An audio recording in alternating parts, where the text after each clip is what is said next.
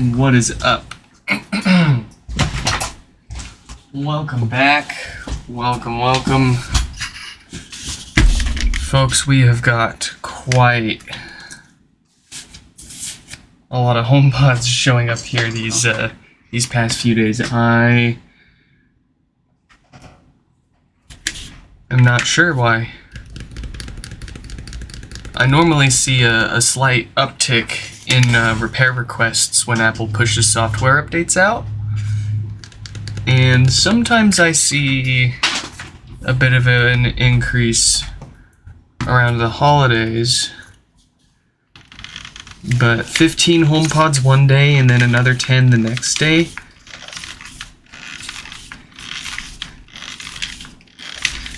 I guess it's one heck of a birthday present. I just gotta work for it. Thank you all. Well, anyways, we've got Jeremy's first gen HomePod here that we're gonna kick things off with. It's got, like many of these, no power, no lights, no nothing going on. If you caught us plugging it into power, you saw it only pulling a couple of watts, which tells us it's not like a blown fuse. It's not like it's not getting power. It most definitely is. But we've seen that enough times to know that it's the usual diode on the amplifier inside. It fails for no good reason other than there's a bad batch of them floating around out there. And unfortunately, since there were only 2 production runs of these first-gen HomePods, both production runs and even pre-production units that I've had in all have the same chance of having that diode. Out of the, 8 to 12 months or so worth of diodes in the parts bin that Apple had when they were putting all of these together, there were 2 weeks worth of them. And by that I mean not 2 weeks that Apple was putting these things together, 2 weeks that the diode manufacturer had something funny in their water or something. No one's really publicly acknowledged the issue. But what we do know after seeing so many of these and doing this for so long, we've got a particular set of diodes that were used that are failing for, like I said, no good reason. So we're gonna get this apart, we're gonna get it fixed, we're gonna get it working better than before by replacing those DC filters that also tend to go bad and cause death farts and all sorts of bass issues that you'll see us also repairing later on in the stream on a few other HomePods.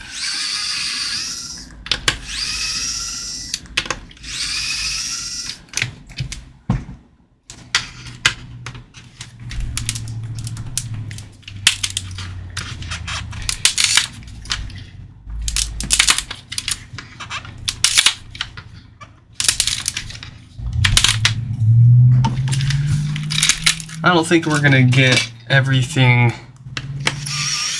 or everyone on the screen fixed today, but we're gonna try to cruise through as many of these as possible because I do not like to be backlogged. I like to fix stuff the day that it shows up and turn it right back around the next day. That always makes people super happy. But it was my birthday yesterday, so I did take yesterday off.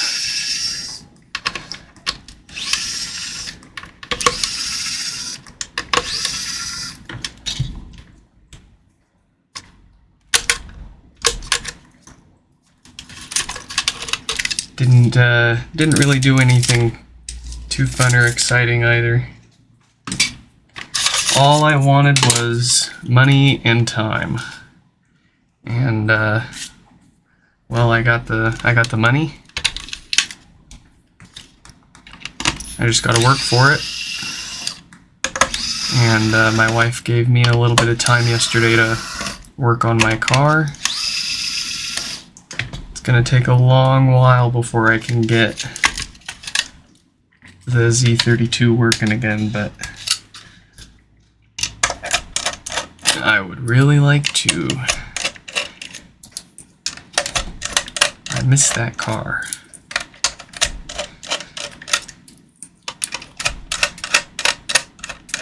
Thank you, Mike. Thank you. Welcome, welcome.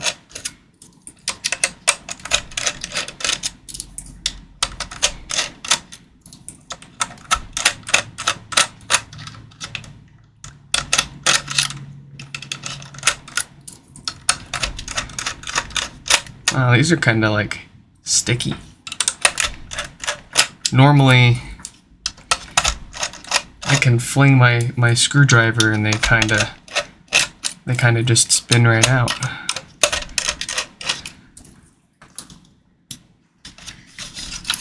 That thread locker's doing some work. All right, up close and personal with the amplifier. We're gonna do that maintenance first.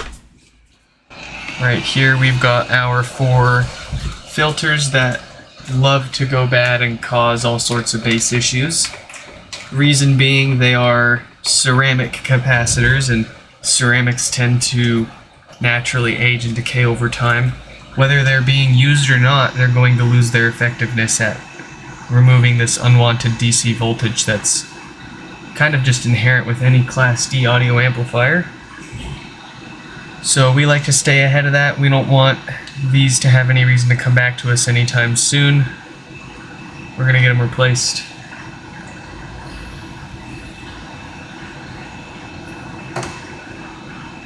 What am I doing to the Z32? Well, I got it back from the specialty Z shop that specializes in Z cars.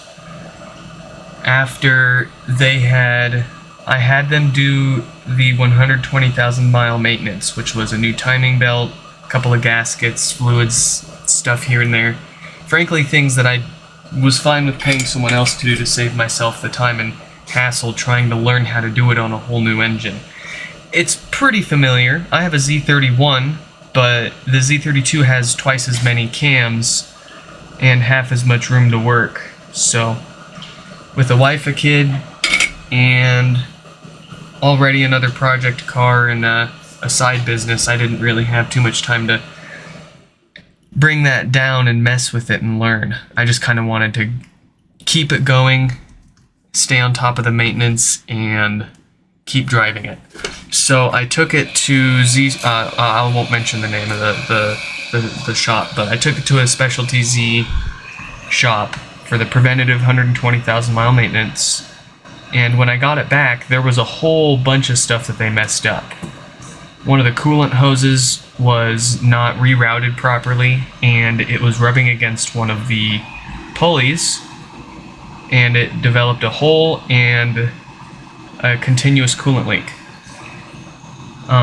But the worst part of it all, amongst a few other things that I caught, the worst part was when I was driving on the highway with my kid, and the traffic suddenly hits stop and go. Like, it suddenly comes to a stop. So everybody's slamming on their brakes, I slam on my brakes, and my engine just dies.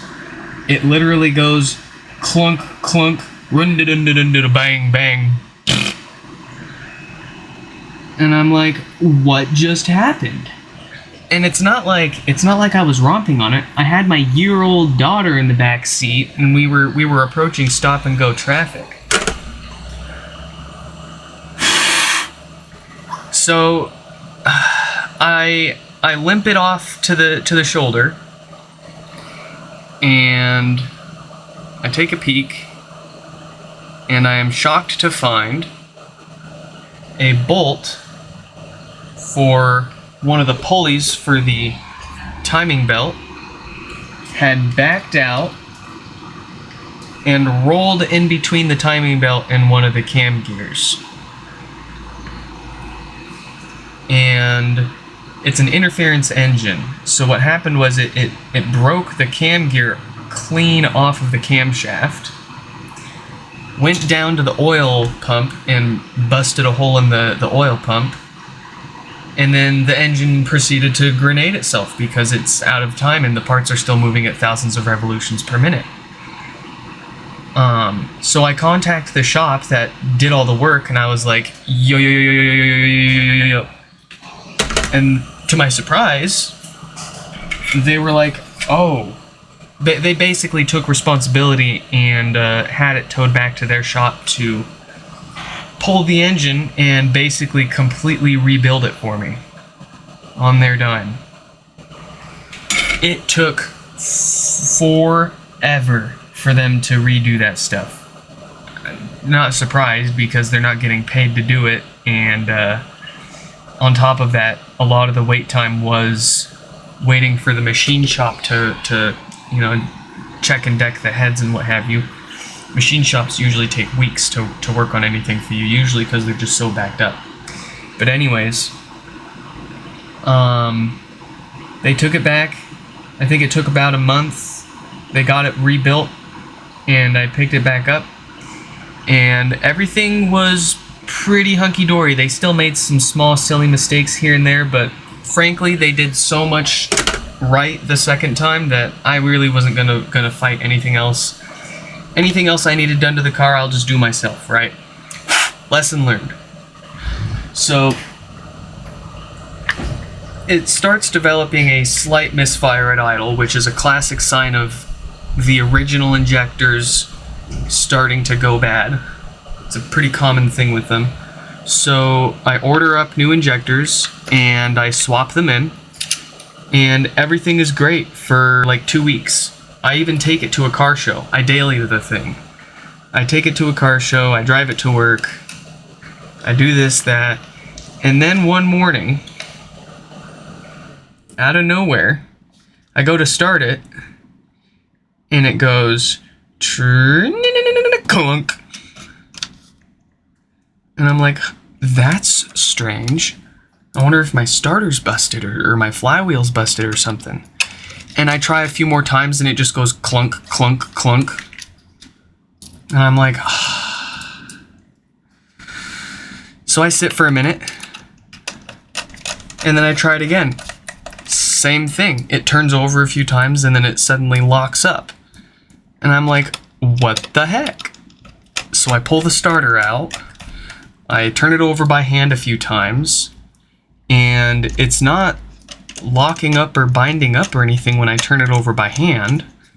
So the next safe assumption would be something might be wrong with the starter. I take it to O'Reilly's and have them test it out. And on the bench it does some weird stuff. It makes the lights for the bench tester for the starter freaking flicker, and it's got this really gnarly gritty sound to it. So I assumed the starter was failing and I ordered a new one. I go to put the new starter in, same problem. Turns over a few times and then clunk, hard locks up. And it stays locked up unless I let it sit for a few minutes. That's a big clue. So I start to do more research, and I start to learn probably one of the worst things happened. The new injectors that I put in, or the seals that I put in for them, had failed or got pinched or something, and had leaked a bunch of fuel, too much fuel to ignite, into my cylinders and hydrolocked the engine. I was unfortunate enough that it bent 2 rods.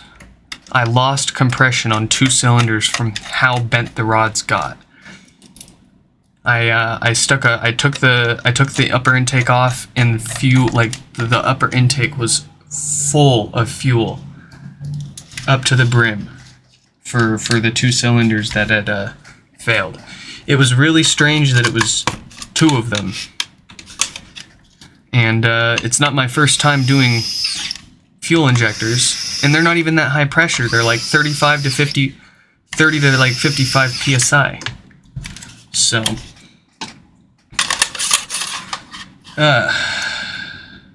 that's where it's at now. I've pulled the engine myself, and I'm currently in the process of tearing the engine down so I can replace the rods and put it all back together again.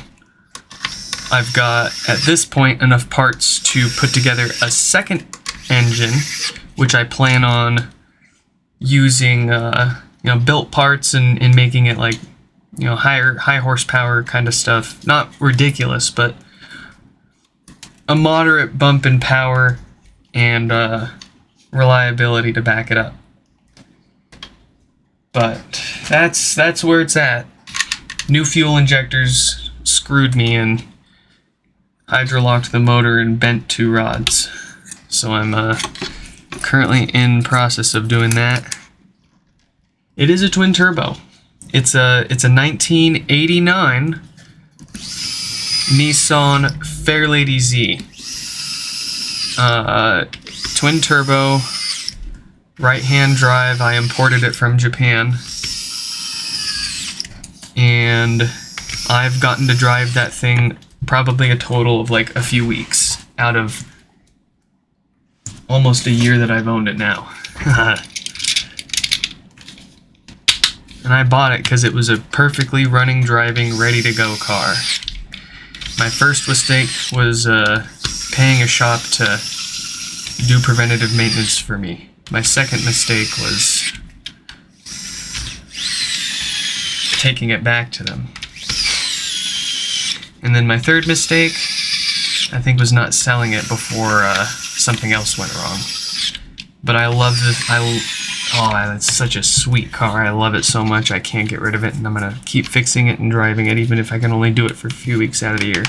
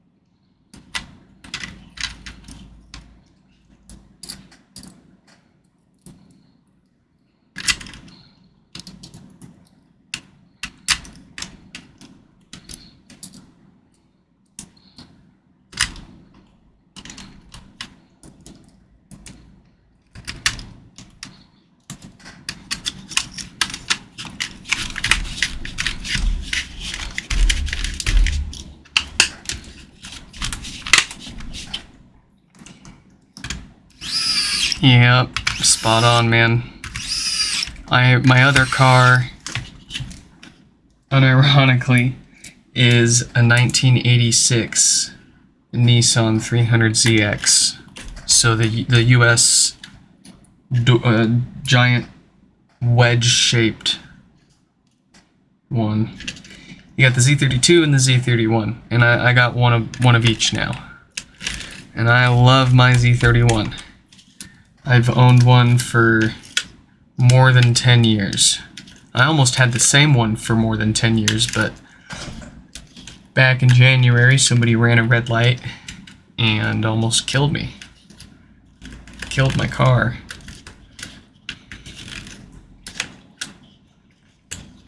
Totally wrecked it. But I'm still here, and insurance settled.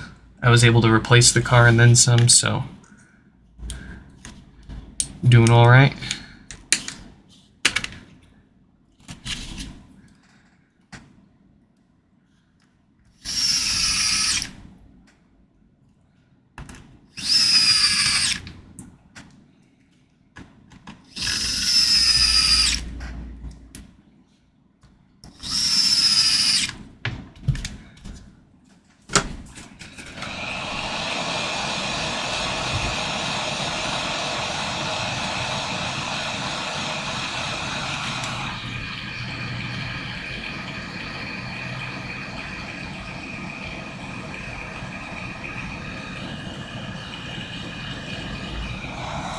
I always kind of, when I had a Z31, I kind of hated the Z32 and how it looked for the longest time.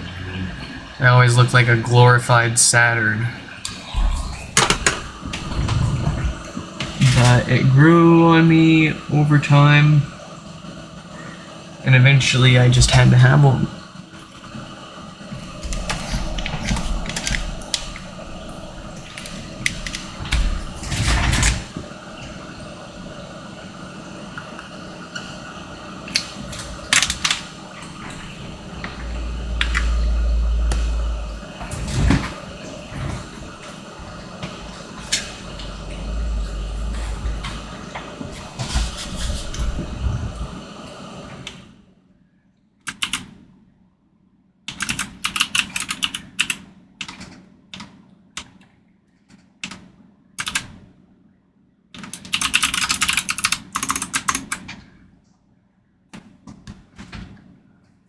Very good, very nice.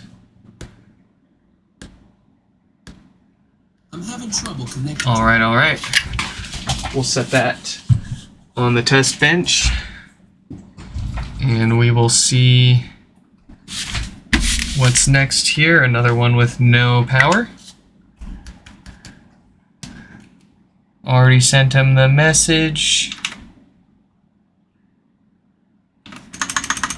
Oh, that's right. We've got 2 Stevens today. And believe it or not, both Stevens were local drop-offs.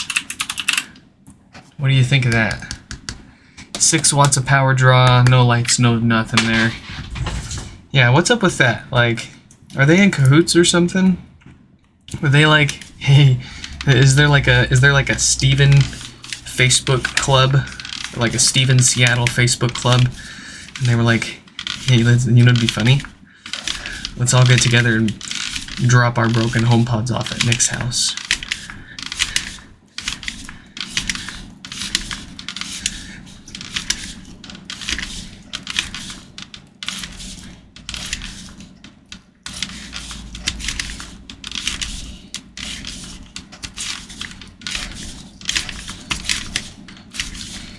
It reminds me of that, like, what was it, like that big meetup, the War of the Marks or something, or Josh's or something. I don't remember what the name was. They all ended up letting this this kid win it. Good for them.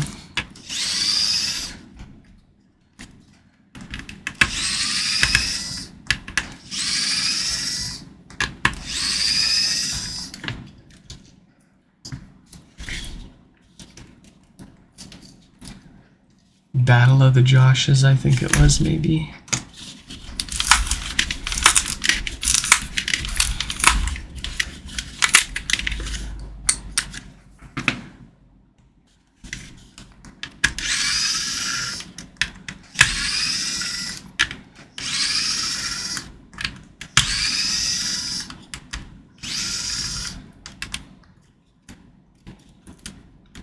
I guess it would be pronounced more Stefan than Steven for PH.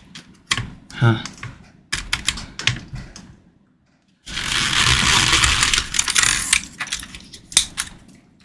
I don't know. Don't ask me how to pronounce anything.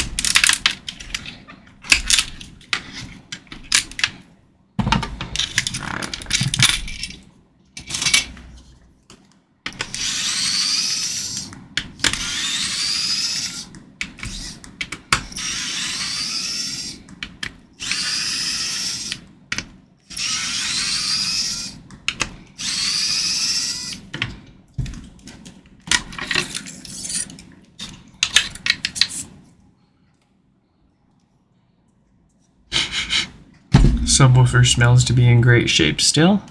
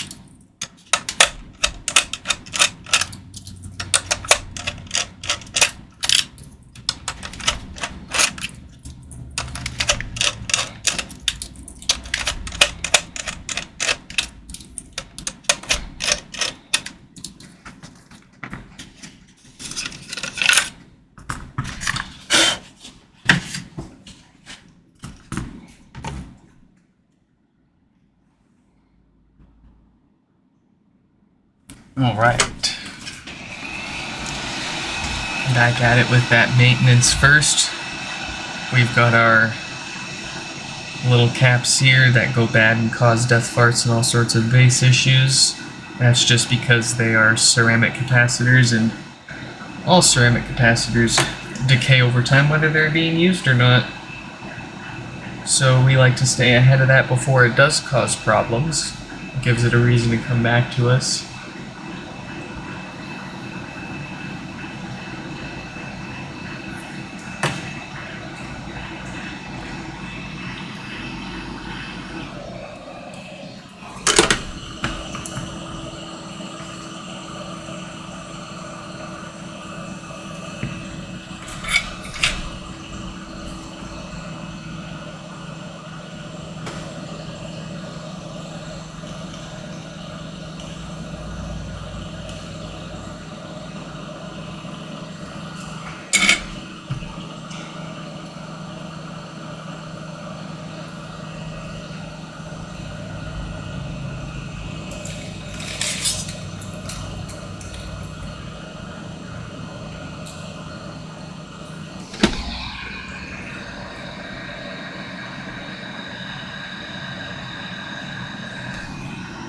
Get off my tweezers.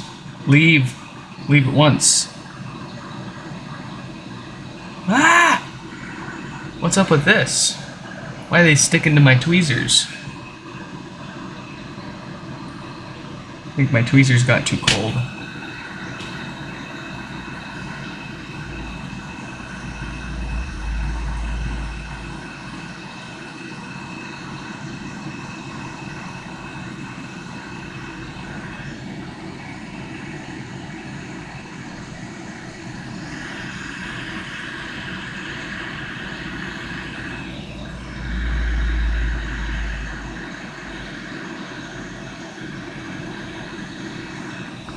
Very nice.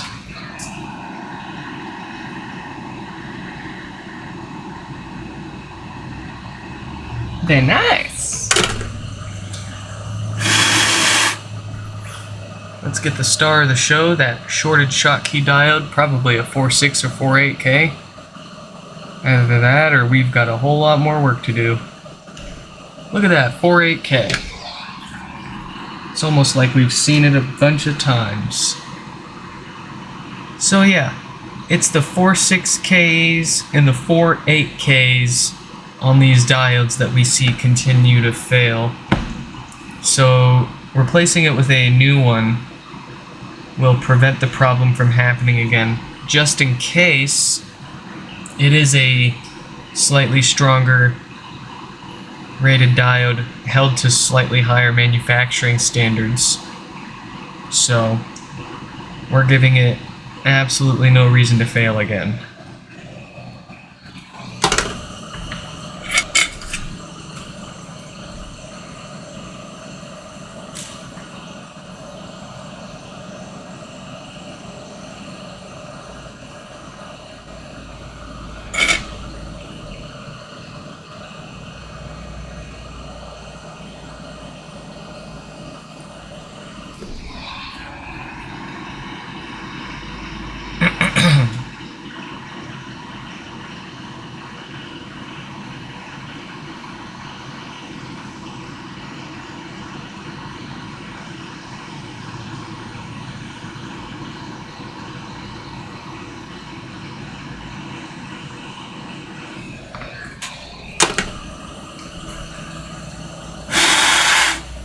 That's it. Let's get it back together. Alex, welcome.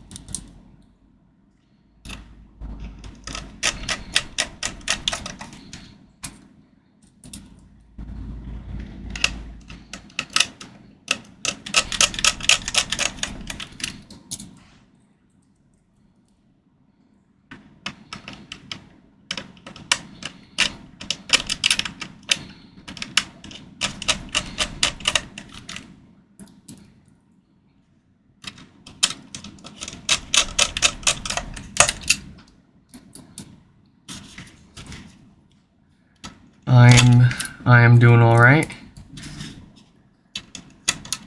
Doing good. I got more sleep last night than I did the night before, so there's that.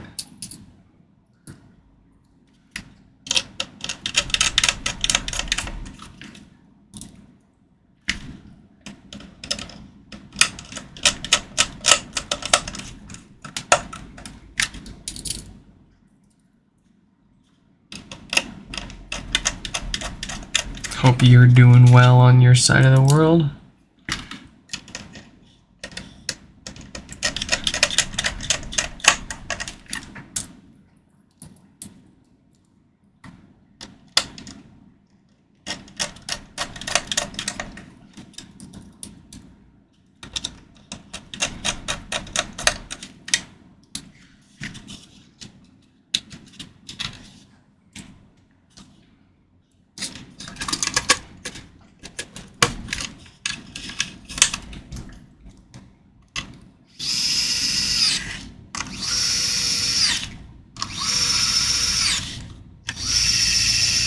Sleep is like brushing your teeth, but for your brain.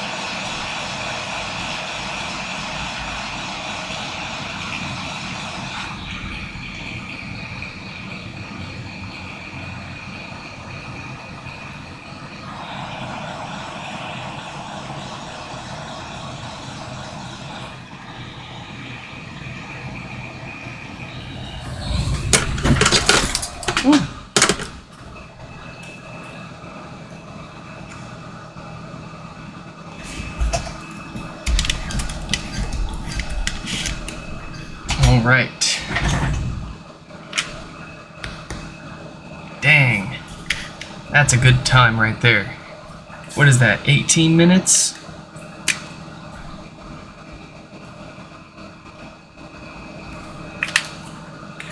Just shy of 19 maybe?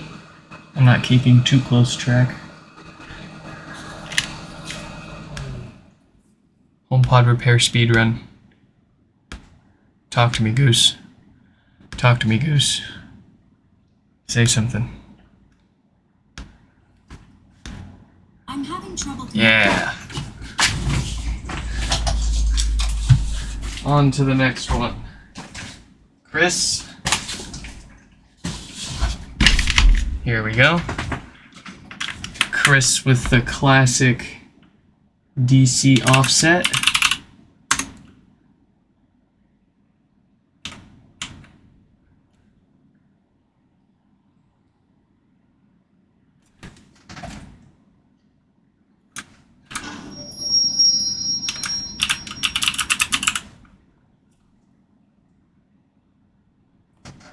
All right, let's send Chris a message.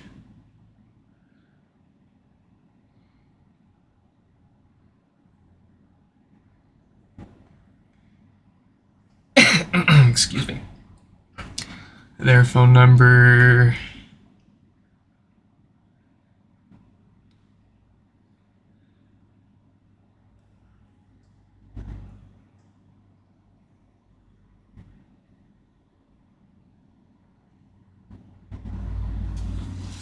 All right, Chris has been messaged. Let's get their name up on the screen. Where's my mouse?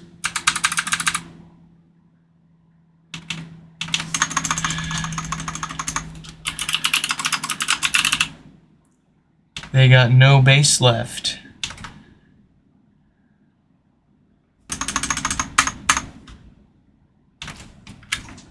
Let's get that fixed.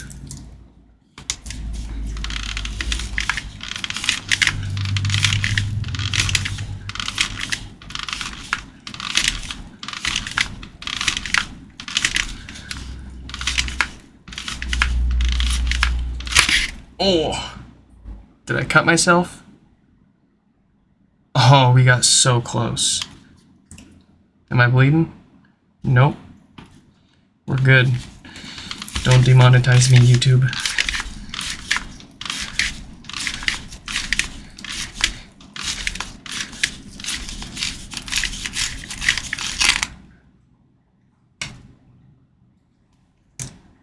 Ooh, got real lucky on that one. It actually cut me, but I'm not bleeding. Have I just cut myself there so many times that I've built up like a thick, cuttable callus? Incredible.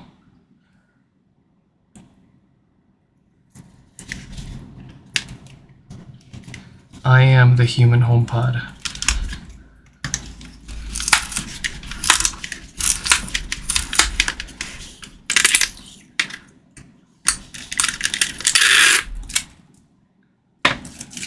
We don't need that.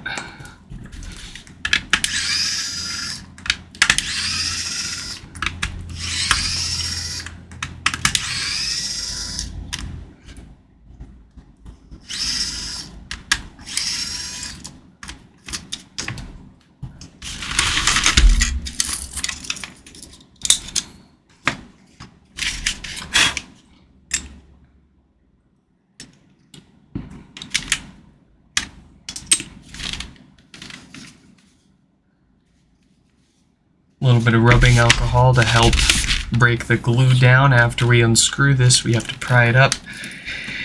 It's not just screwed down, it's glued down. So that isopropyl alcohol makes it a lot easier.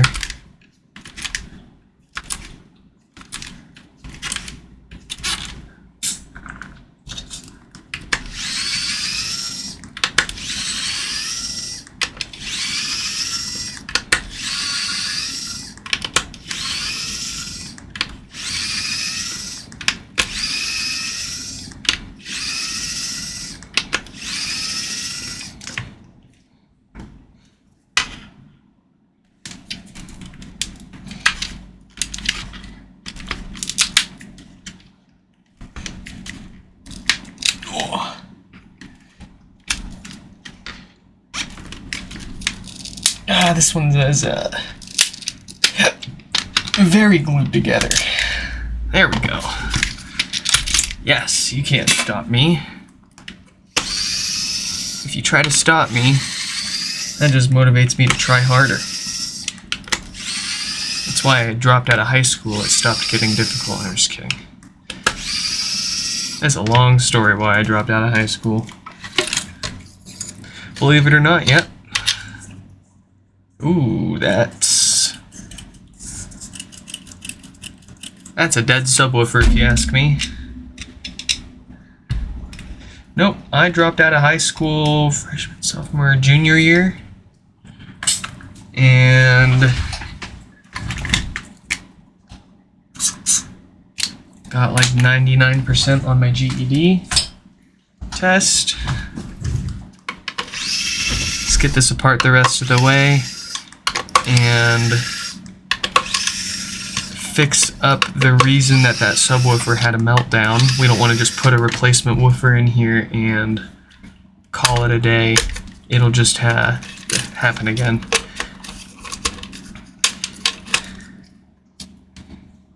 But anyways, I dropped out of high school, got my GED. I don't have any college experience, no formal education beyond that. I've been at the same jobs since for the past 11, 12 years now, and definitely want to go to college because there's a lot, like as much as I can self-teach and as far as it'll get us, I still think a little bit of college education can get us so much farther.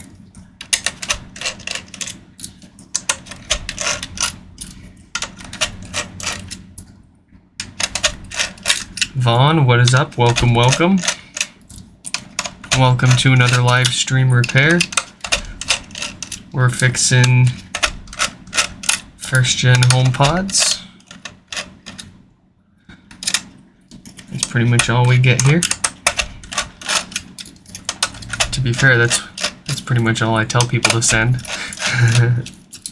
Like, I don't want to look at MacBooks or iPhones, stuff like that. Stuff that already has a shop or 10 or 20 out there, or a few hundred already fixing. Alright, up close. There they are again, those famous little filters. This time they went bad, and this is why we replaced them in all of those like no power HomePod repairs, because they go bad and cause issues like with Chris's here with no bass. One won't turn on and the other pops randomly. Ah, yes, yes. Seen it here many, many, many times.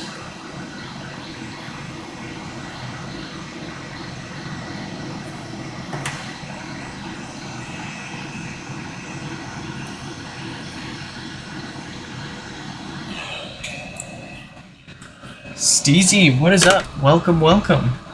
Welcome back.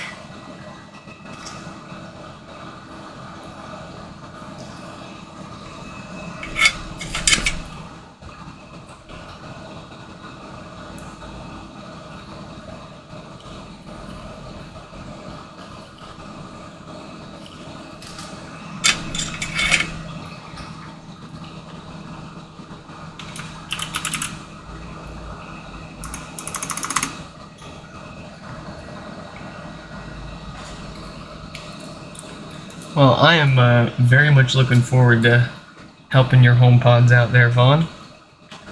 I can't recall if I've already gotten a repair request from you and responded or not, but if I haven't, if you have and I haven't hit you back yet, you'll hear from me soon. I won't be going anywhere.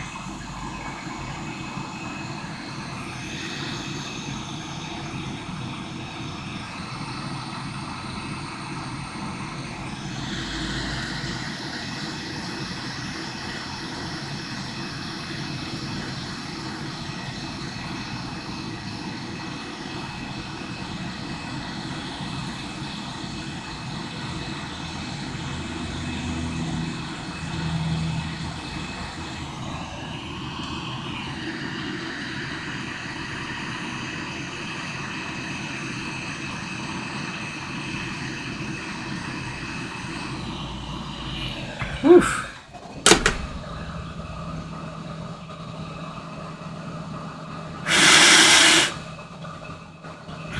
I'm gonna readjust those. They're a little cattywampus here. All of them are, really.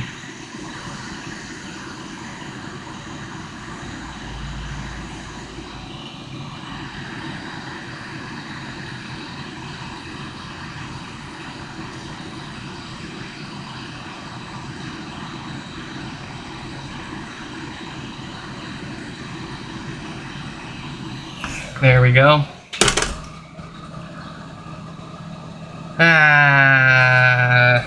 Almost.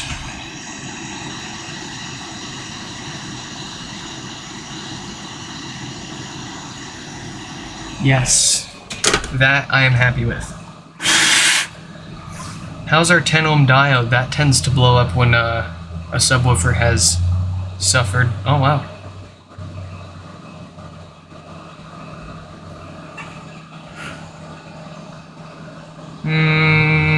I'm gonna go ahead and replace that. I'd rather not worry about it. And looking at the date code on our Schottky diode, we've got 42K there. So we're not gonna bother replacing that. It's not like it's going to fail like the other Schottky diodes we see. Could this be the reason mine didn't play sound? No. The thing with those filters is they are purely for the bass speaker's volume. The filters have no bearing on the sound coming from the tweeter speakers. So if you've got no sound entirely, that I've got our best guess on my website. It's that STM controller, and a few people now have been able to confirm for me that it has fixed their no sound issue, assuming it wasn't something else. You know, there are other causes, like if you worked on it yourself, you could have bumped or broken something. But if you were doing filter repair and you messed something up next to the filters, that should only affect the bass output.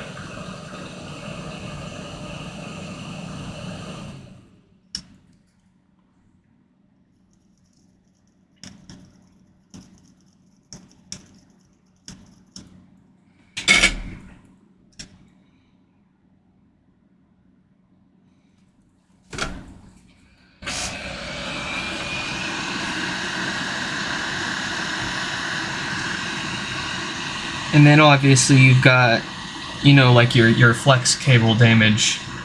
That will obviously prevent things as a whole from working.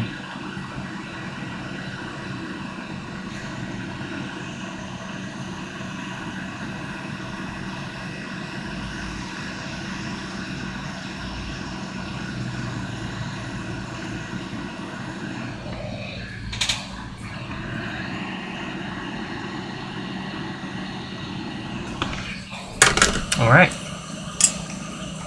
that is it for this one.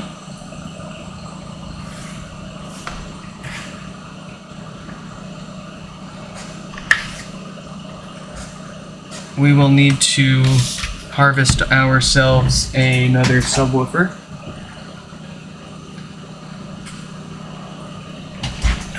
Here's a parts pod I've got sitting around, waiting just for such a task.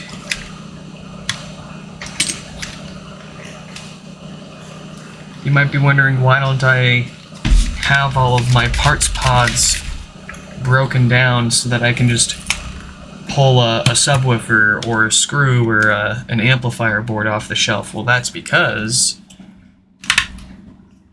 people love to buy my refurbished ones. So I leave them about as apart as you saw here, so that if somebody wants a refurb, I can slap a logic board on it and button it up, call it good. If somebody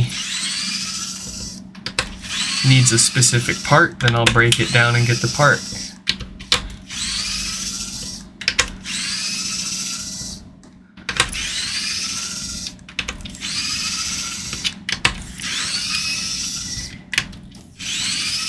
Yeah, I do have high hopes for you with your torn cable. You know, what's funny is last night I was reflashing a bunch of logic boards that I had reballed the NAND on. And I totally spaced out and ended up unplugging a whole logic board and display from a HomePod that was powered on. And then when I plugged the other logic board in, it booted right up. It worked just fine. I've done this once before too, on accident, and it unfortunately killed the amplifier and the logic board. So obviously don't do that. I just got really lucky.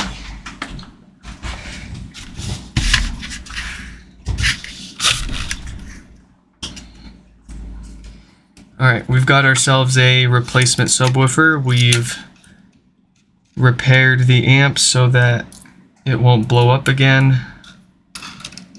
Let's get it back together.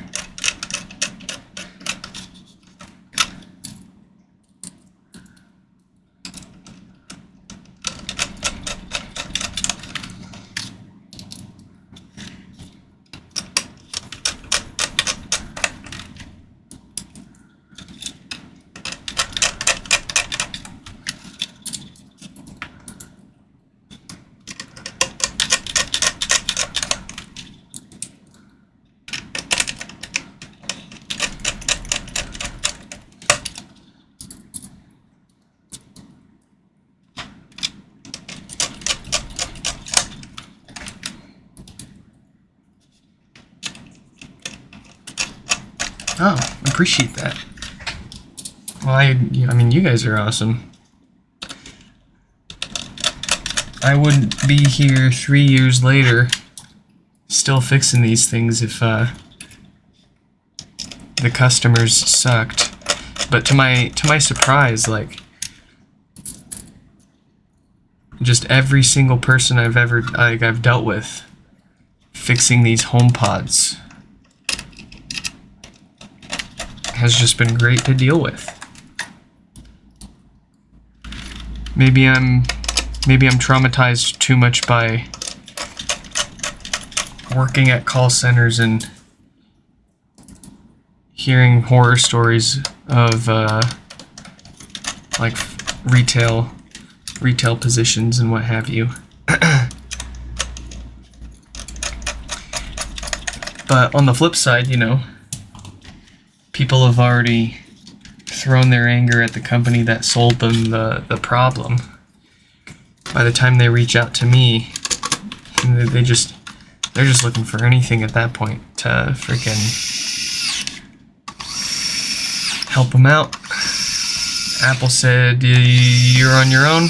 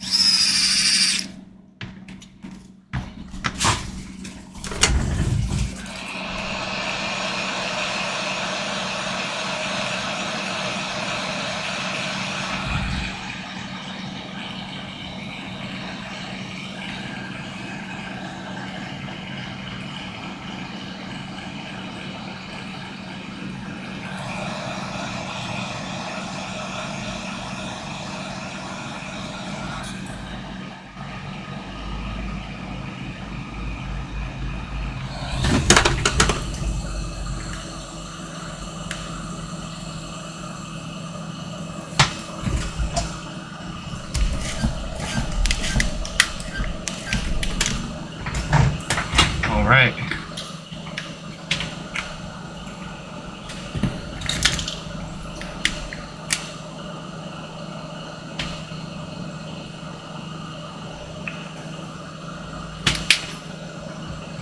Yes, sir.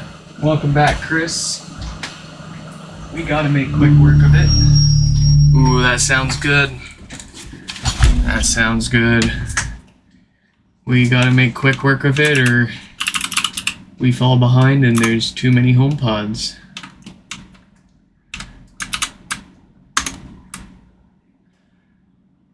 Alright, the next one up is Daniel.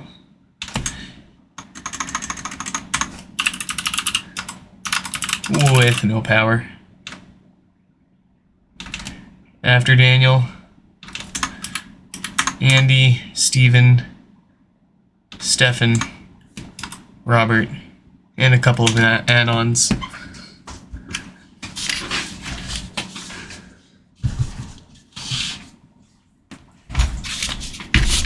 Here we go.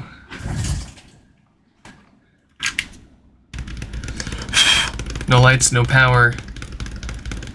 Nothing there.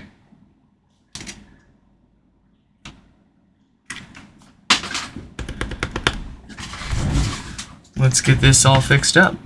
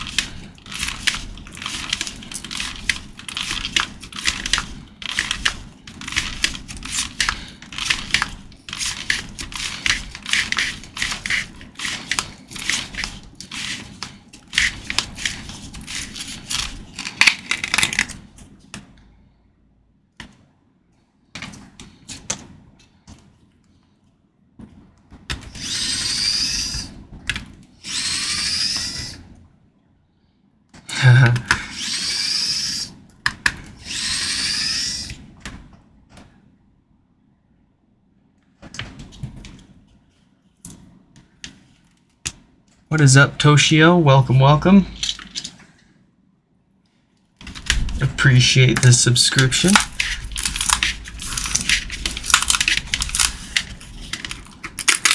And if I haven't already, you'll hear from me soon to get your HomePod all fixed up, yeah?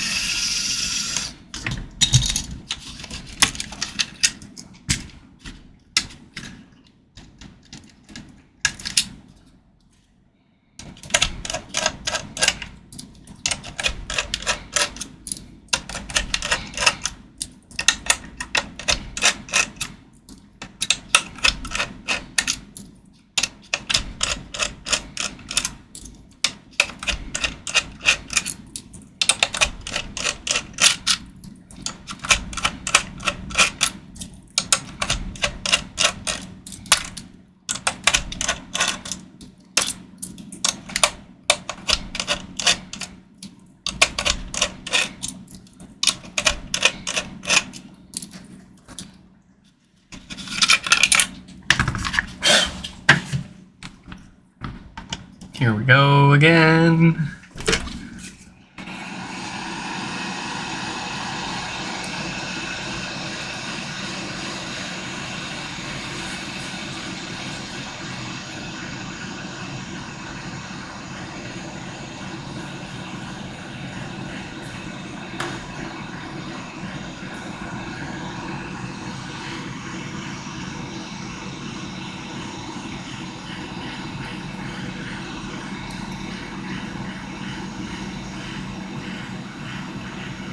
These are our filters that love to go bad over time.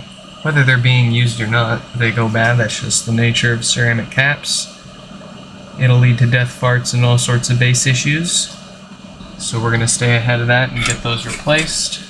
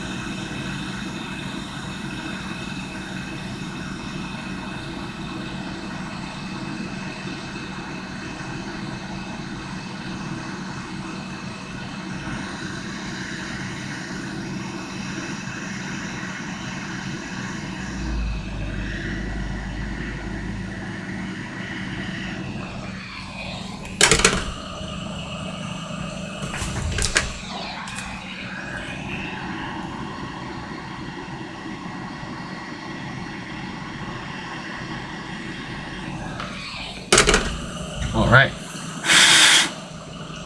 on to our 46K dated diode. Look at that.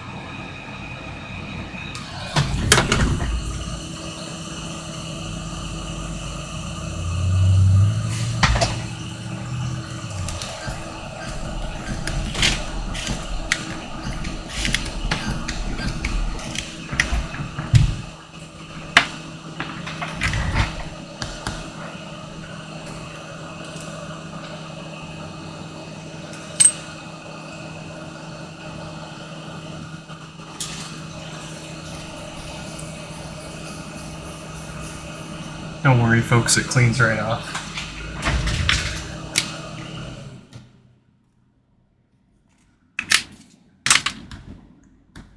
I'm having trouble Very good, connecting. very good. I'm having trouble. All right.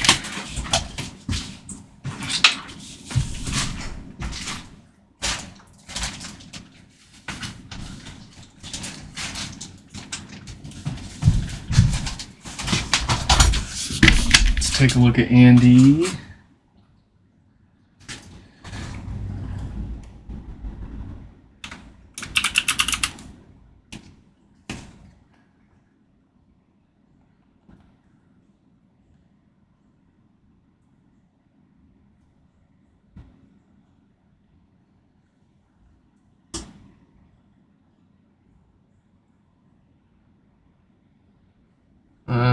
Where are they? Oh, there they are.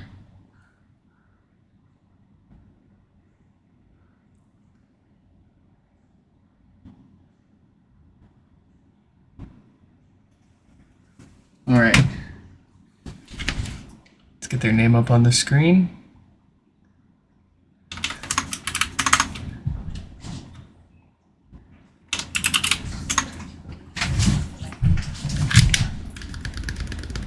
No lights, no power, no nothing. A couple of watts from the wall.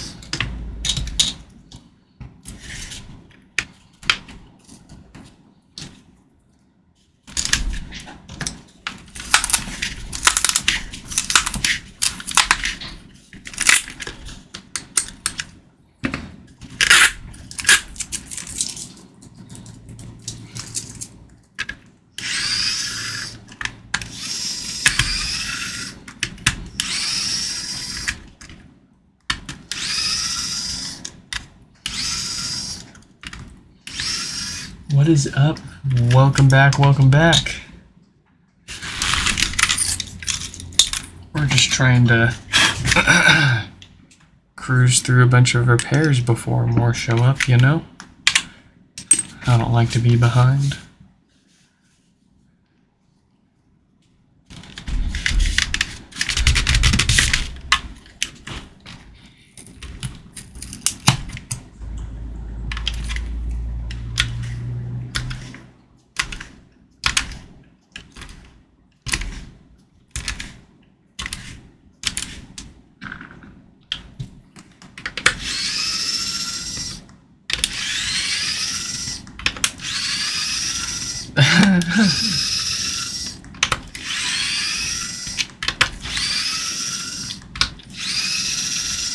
Oh, I think those trees are so neat. You know, if I'm not mistaken, I could have swore that before you reached out to me for your repair, I could have swore that my wife actually showed me those. She came across them somewhere.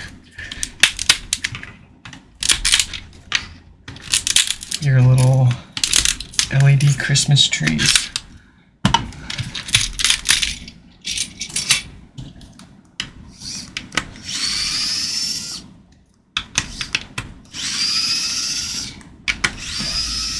Ah, dang, you got delayed too? Yeah, it is the holiday season, so everything's everything's pretty delayed right now. Somebody gave me the wrong address for shipping their HomePod back.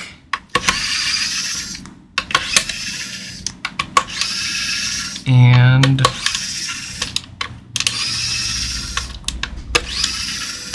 it's being delayed being returned to me. So they're already delayed because it didn't get delivered and it's on its way back to me, and then the return to me is now delayed too.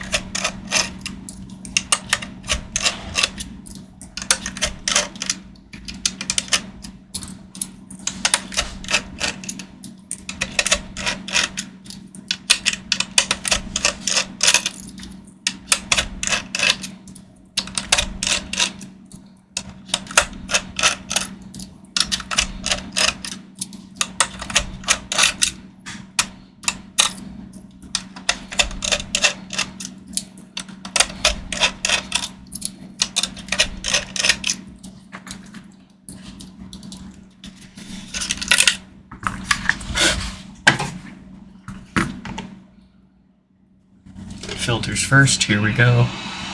They love to go bad, they love to cause farts, they love to make your HomePod restart. It's your DC filters.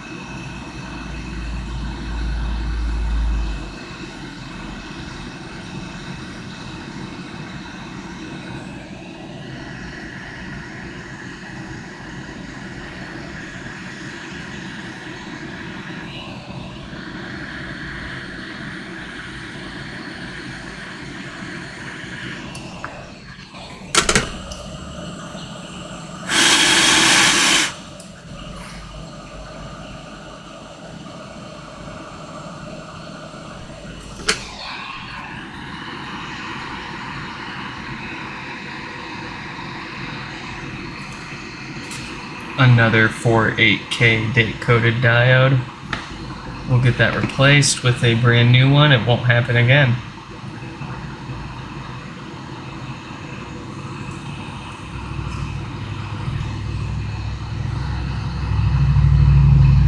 Anything new in HomePod/Apple land? Not yet. I'm kind of holding my breath for what happens when 18.2 comes out.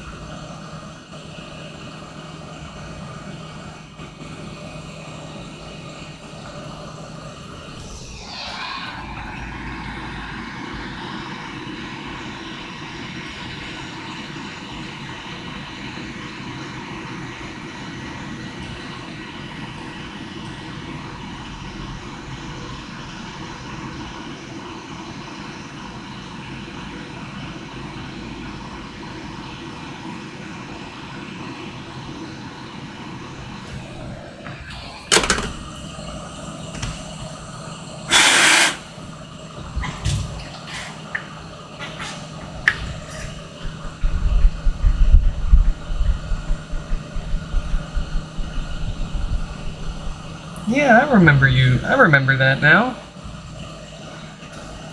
I'm jealous. Sark is, Sark's the guy that did, Cydia, right? Controversial character from my understanding. Some people love him, some people hate him.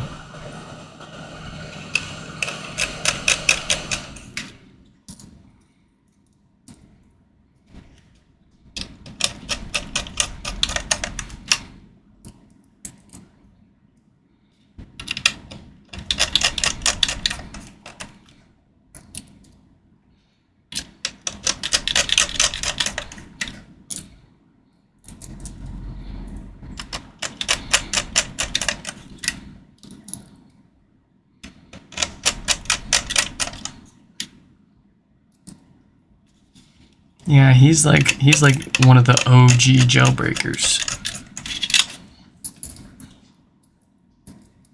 I don't know if you remember, there was that phase where it was Cydia was the only thing out there.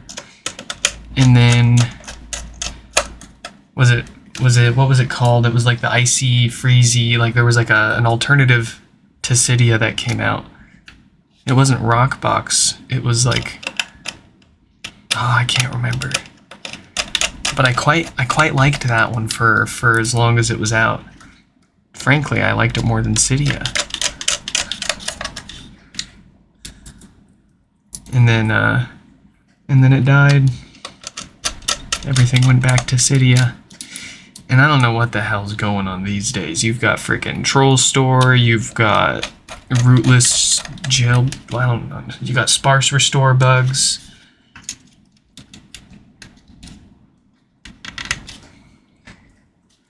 I still tinker here and there. Like my iPhone 14 Pro Max is my daily driver, and I'm currently running 18.2 beta 3, either beta 3 or beta 4.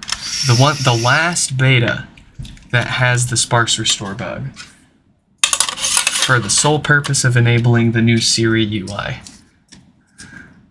Because boy, I like those colors. And I'll deal with the battery drain for it. It's so pretty.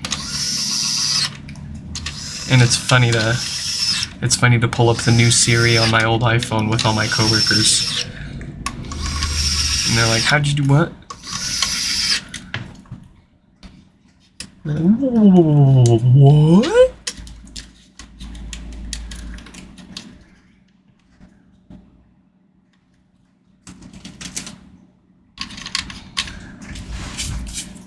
Yep, pretty much same here. I stopped jailbreaking around the iPhone 6S/7-ish era, and I pretty much completely stopped after the iPhone X came out. The communities just kept getting like more and more toxic. The jailbreaks got more and more difficult and convoluted, less reliable, more risk. From a like a bricking your phone perspective and a security perspective, right? You've got so much on your phone, so much more on your phone these days than we used to have.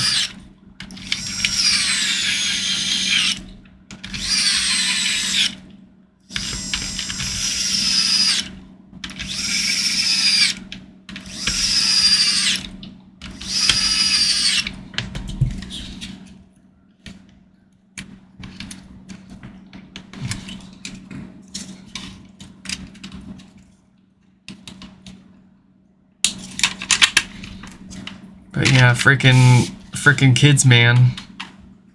Destroying the jailbreak scene.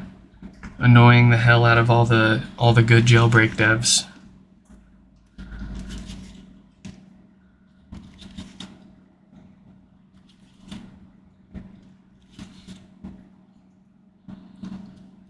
You see it all on Twitter too. Like anytime anybody finds like some new fun tweak or thing, that they can do on their iPhone. Everybody's like, when are you going to release it? When are you going to release it? They just won't leave people alone. It's like you existed perfectly fine without this. Can you wait? Just a little more?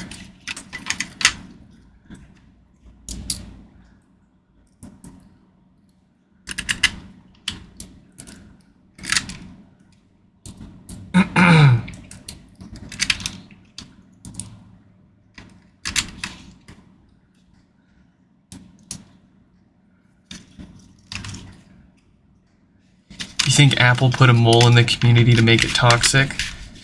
You know, I didn't think of that. I mean, like, I doubt that they're all moles. There's definitely a lot of, and I mean, it makes sense. There's a lot of kids out there that are given iPhones or iPads or iPods by their parents, and the first thing they're going to want to do is find out how to skirt around parental control, how to break rules, how to do things they're not supposed to do. And what do you do when, how do you do that? You root, you jailbreak. So I believe that most of the toxicity in the jailbreak community genuinely comes from kids and people that weren't raised properly. But that makes you think about it for a sec at least.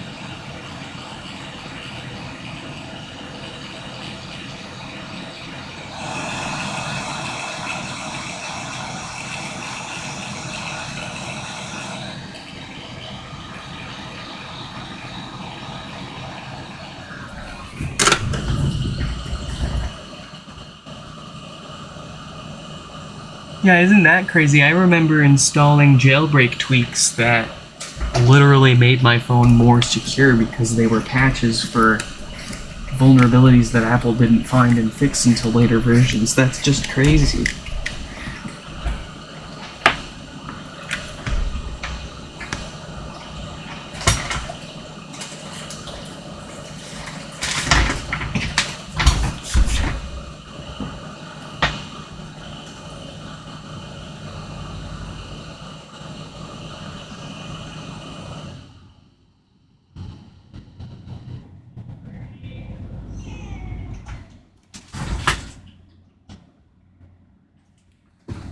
Alright.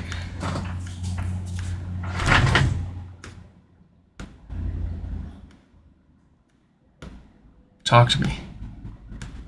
I'm having trouble. Yes.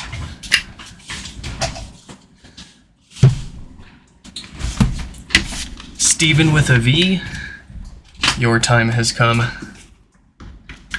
What's wrong with this HomePod? It's got no power.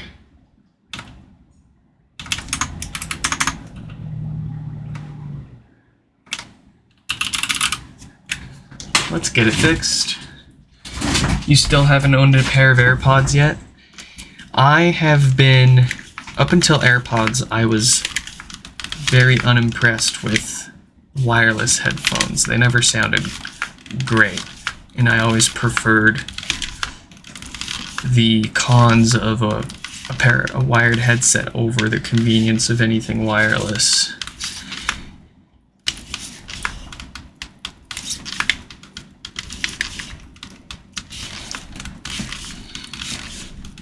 but I got myself a pair of AirPod Maxes a while ago.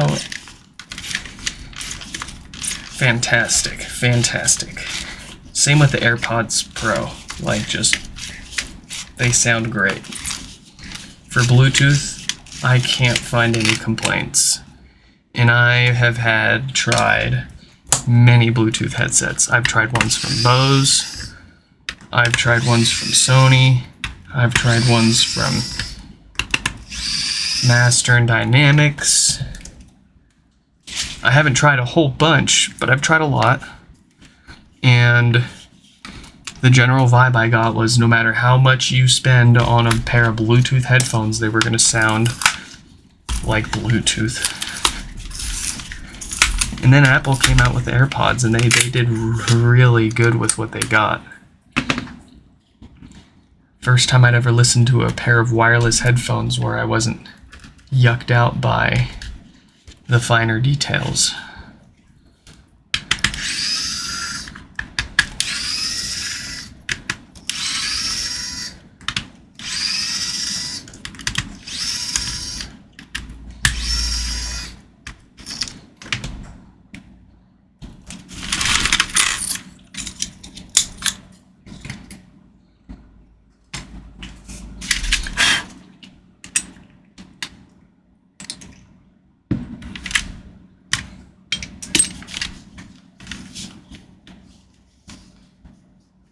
Do I ever think of fixing AirPods Max? I have. I absolutely have. I've been asked to fix a few. But there's already someone out there fixing them. And there is... I would be charging about as much as they would be charging. And I would also have to buy the parts from them. They're the only ones that sell the parts for AirPods Maxes. So I've just been recommending folks to the AirPods Max specialty shop. I can't remember what their name is, but if you just search on Google AirPods Max repair service, you'll find a website with a guy that fixes them and sells parts for them. That's where to go. I can match them, but I can't beat them.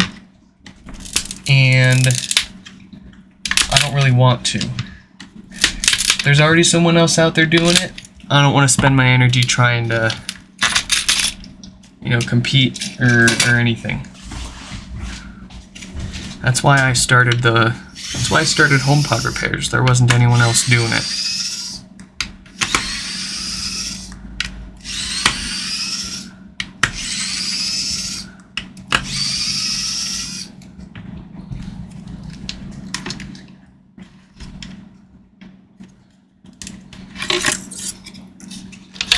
Oh, I'm sure since the AirPods came out, there have been plenty of Bluetooth headphones that have been released since then.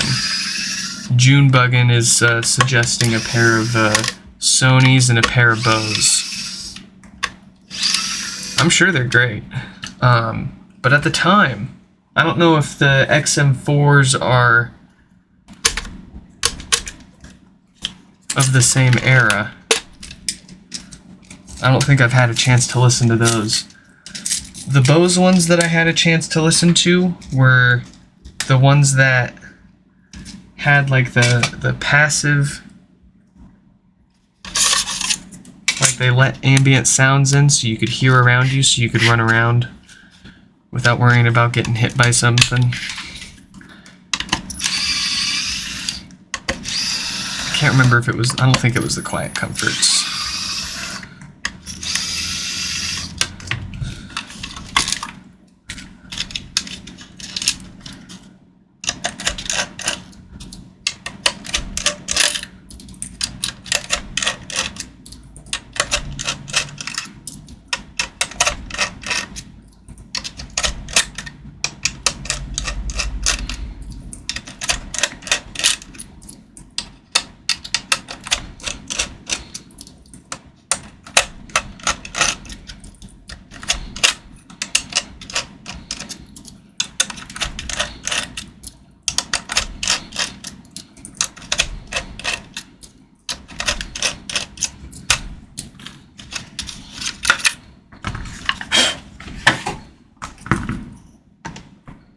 All right, all right.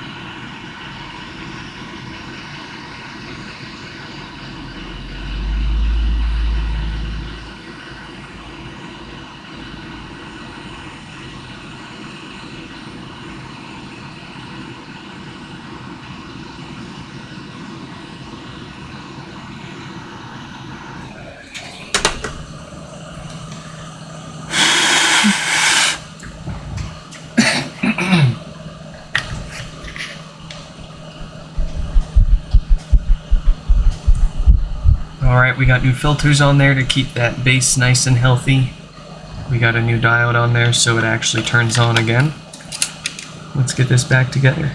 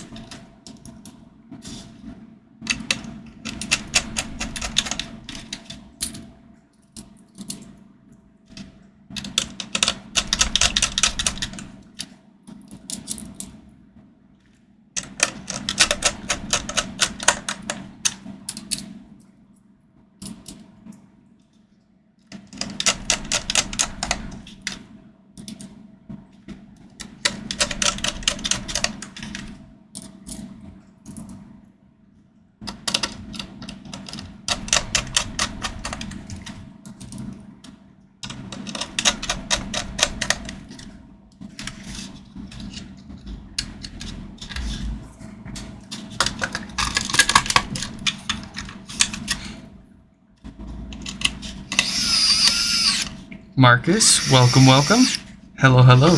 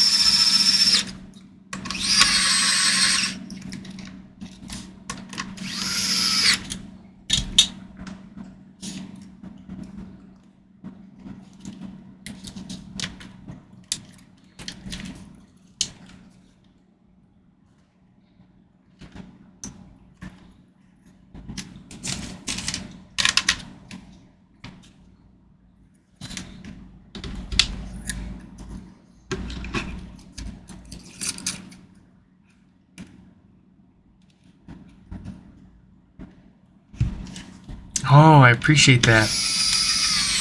Yeah, unfortunately that is one thing I'm not sure I'll be able to change. Unless this becomes my full-time job, I'm at the mercy of availability from my daytime job. And then whatever free time I can take from the wife and kid. There's no telling when I'll have time to stream. That said, I mean, usually our stream falls around like 1 to 3 p.m. Pacific time that we start.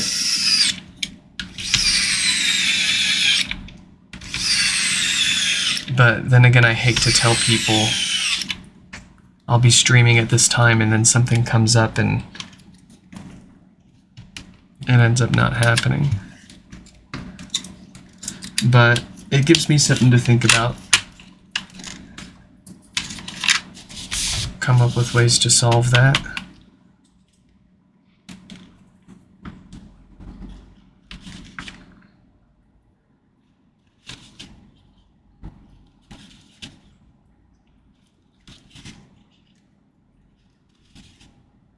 We're pretty fortunate and lucky as it is that we can live stream these repairs. That we can do we can stream taking it apart, fixing it, putting it together, and testing it in a 20 to 30 minute sitting. A lot of stuff you have to, in a lot of shops, they have to get it in, they have to take it apart, diagnose what's going on, order the part, wait for it to show up, fix it, put it together, test it, what have you. Unless it's a specialty shop that already carries parts for what they're fixing.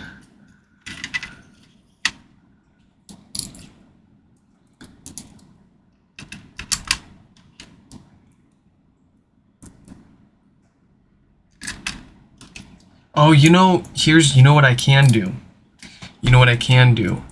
I generally know the day of roughly what time I'll be streaming. So at the very least, I can tell people the day of or the night beforehand, roughly when to expect our stream.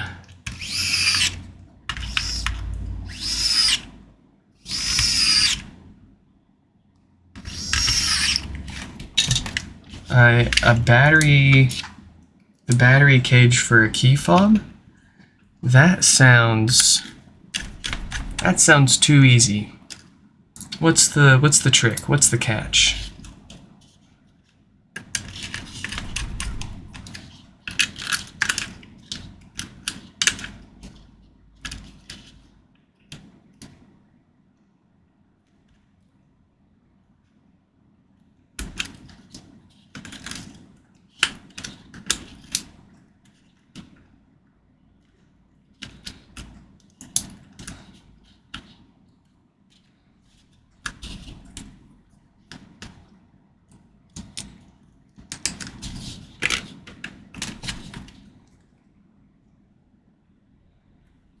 Oh shit.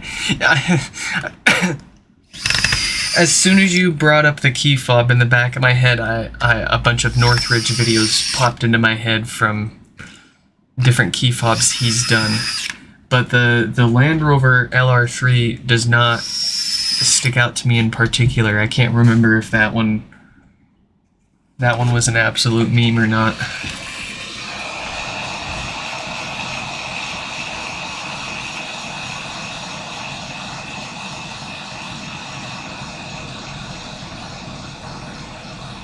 I bet it's like freaking epoxied in and then you can't take it off without breaking a bunch of stuff, huh? I'll have to go watch that.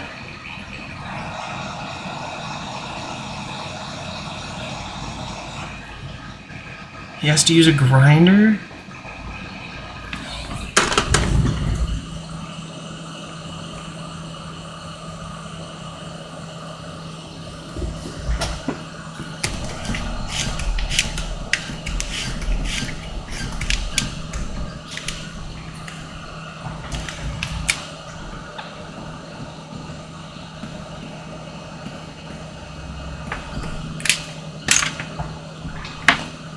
Alright. The first one is alive. Let's go ahead and hit up the next Steven.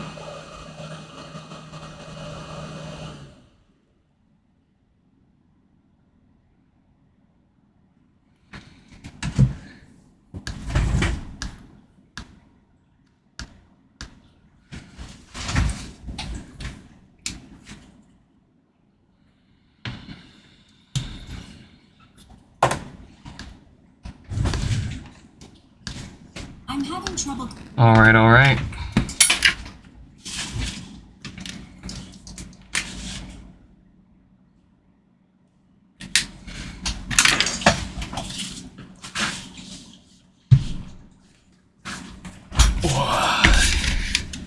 Here is a Steven with a pH. I don't know if they're slightly acidic or basic.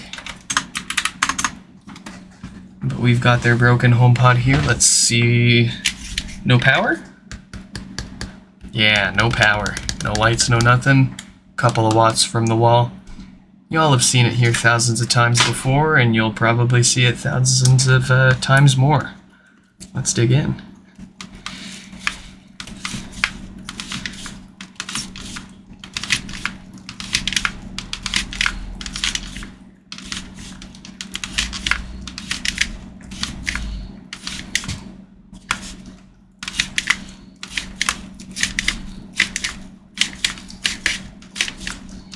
I think this will be the last HomePod for this stream, at least.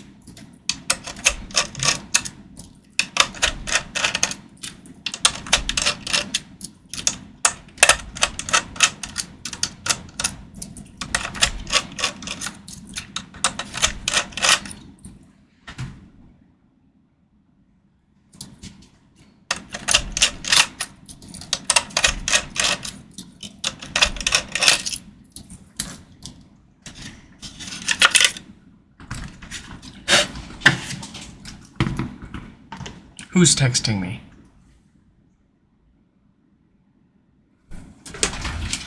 It better not be one of you.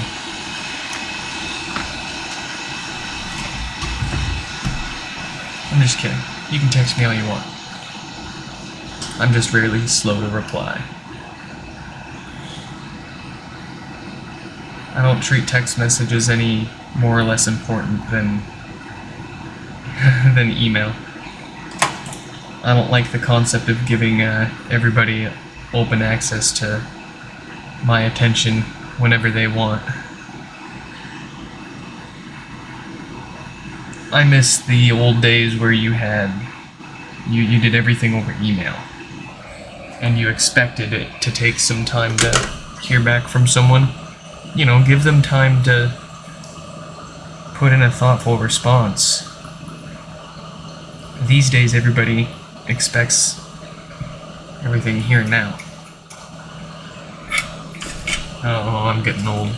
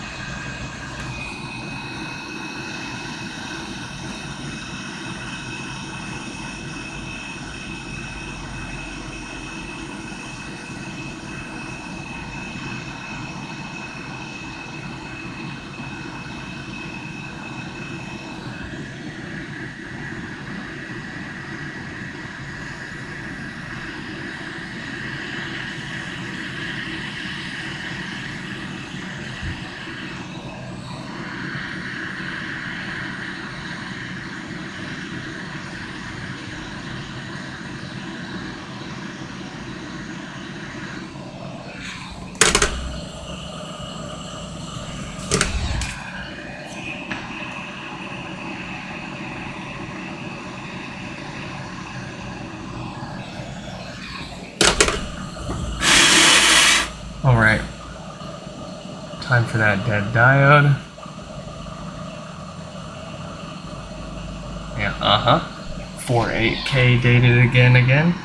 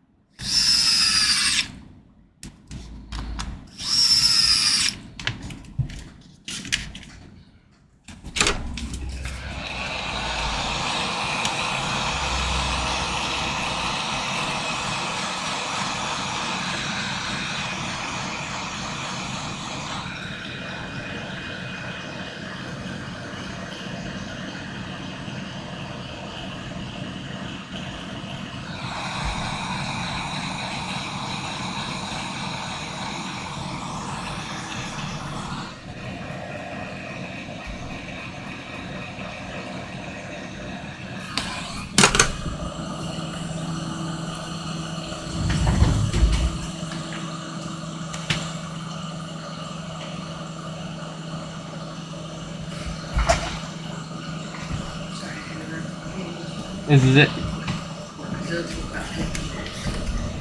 Yeah.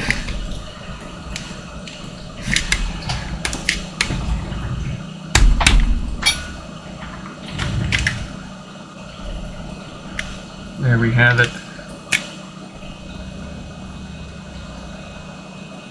That is all the time that I've got. Robert and the other two anonymous repairs. Sorry we couldn't get to you here and now, but we'll get to you. We will get to you. Yes. Now this one must be on like iOS 17.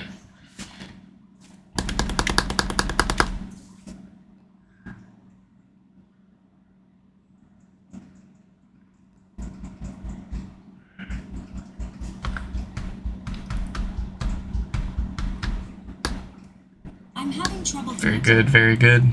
Alright folks, that is it for here and now. I hope you all enjoyed this live stream repair, and I'll catch you in the next one.